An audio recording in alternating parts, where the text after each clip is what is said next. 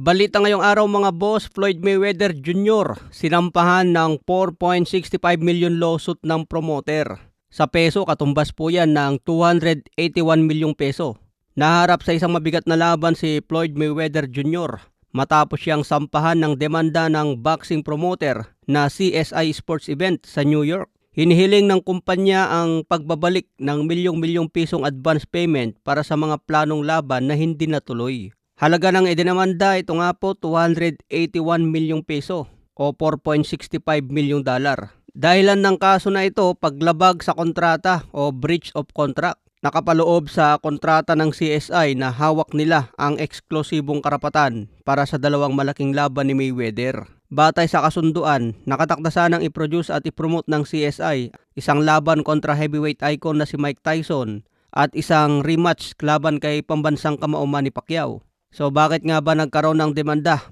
Ayon sa reklamo ng CSI, natuklasan nilang palihim na nakikipag-ayos si Mayweather sa ibang mga promotional partner para sa ibang mga event kahit na may umiiral silang exclusive deal. Inihayag ni Mayweather ang isang exhibition match laban kay Mike Zambidis na gaganapin sa Athens, Greece ngayong June 27. Humihiling ngayon ng legal na aksyon ang CSI sa korte upang formal na harangan o pigilan ang laban ni Mayweather kay Zambidis. Ang laban umano ni Mayweather kay Zambidis ay dapat hindi niya ginawa ito dahil labag ito sa kontrata na pinirma ni Mayweather sa CSI. So ayan mga boss, ang panibagong kaso na naman ni Mayweather.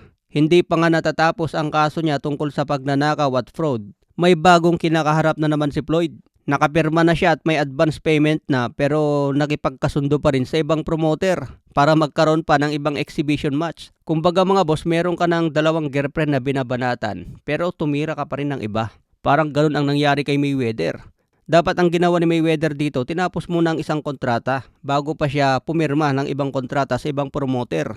Talagang makakasuhan po siya dyan ng breach of contract. Lalo na may advance payment na mga boss. Kaya abangan natin kung ano ang mangyayari dito. Baka hindi na po matuloy ang laban ni Mayweather kay Manny Pacquiao dahil binabawi na nga po ang advance payment sa kanya. Sayang naman kung hindi matuloy sa September mga boss dahil inaabangan pa rin ang malaking laban na ito. Kaya abangan na lang po natin ang next update tungkol dyan. Sa iba pang balita, meron nga pong isang Japanese na nag-comment tungkol sa Hero's Welcome ni Janrel Casimero. Ang comment po ng Japanese dito, parang malungkot ako ng kaunti. Kumaway naman kayo ng mas madalas. So napansin niya ang parada ni Casimero sa Hero's Welcome niya. Nakaway ng kaway daw si Cuadro Alas pero yung mga tao kakaunti lang yung kumakaway at hindi lahat nakatayo lang. Kaya ang sabi ng Japanese, nakakalungkot daw, kumaway naman daw kayo ng mas madalas. So makikita nga po dito mga boss, kumakaway si Cuadro Alas. Pero yung mga fans nakatayo lang sa gilid at pinapanood siya. So comment yan ng isang Japanese mga boss. Pero still mga boss, Hero's Welcome pa rin yan para kay Cuadro Alas. Okay mga boss, follow for more updates.